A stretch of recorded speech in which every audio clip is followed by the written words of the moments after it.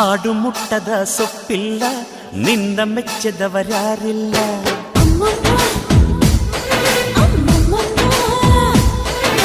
ಜೇನಿಗಿಂತ ಸಿಹಿ ಬೇರಿಲ್ಲ ನಿನ್ನ ಮುದ್ದಿಗಿಂತ ಸಿಹಿ ಬೇಕಿಲ್ಲ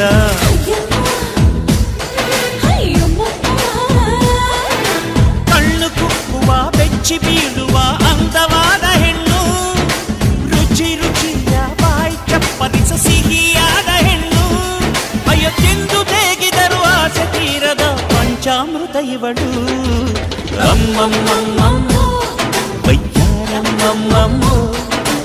ಅಮ್ಮಮ್ಮಮ್ಮಮ್ಮಮ್ಮ ನೀ ಸಿಂಗಾರಮ್ಮ